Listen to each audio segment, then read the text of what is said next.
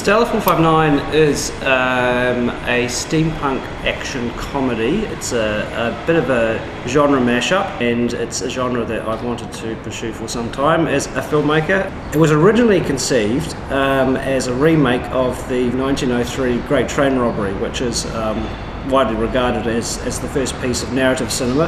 I think it's about 10 minutes long, and followed the exploits of a gang of robbers who rob a train. I thought it would be nice to reshoot that in more of a contemporary setting, and then I thought, well, I'm a big fan of Firefly, Joss Whedon's Firefly, and I thought, well, it would be nice to do like kind of a steampunk train robbery story, and that's really where the idea came from.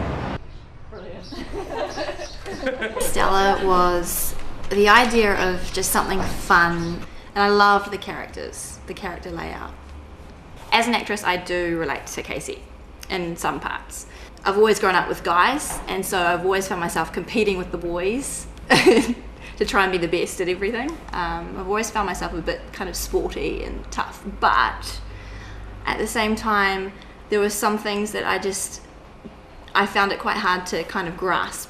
And things like how she related to children, because children, I just totally love kids, and I found it really weird that she would come across this group of kids and turn her nose up and, you know, think these smelly, what are these smelly urchin doing here? It's rusty and disgusting. That's awful. I would not want to travel in that. Yeah.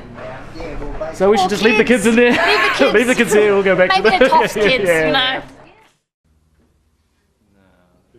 Valkyrie and myself are very, very different. I'm not power hungry at all, which is why she was so much fun to play, because she's so far removed from the kind of person that I am. Obviously I don't like going out and taking pleasure in killing people and shooting them and being on the wrong side of the law. So she was such a fantastic character to play, and such a bitch, and so cold-hearted that she only cares about herself and her father, and that's about it.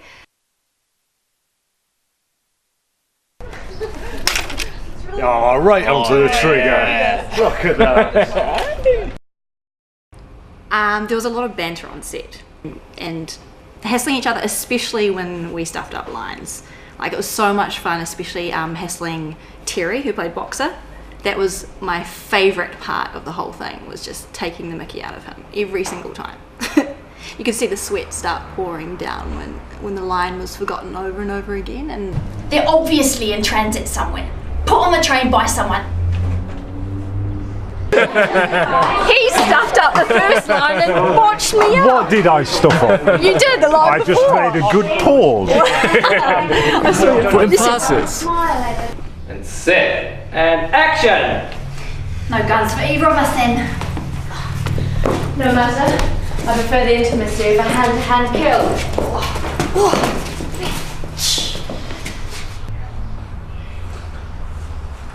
Yeah. Yeah, good. I'm happy with that. Yeah. Shit. You actually waited for her to like, Please, girl.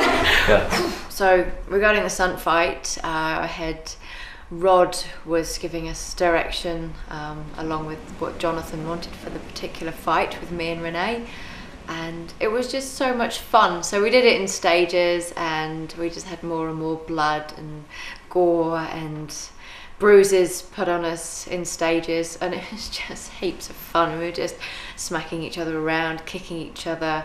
Yeah, I get kicked in the crutch.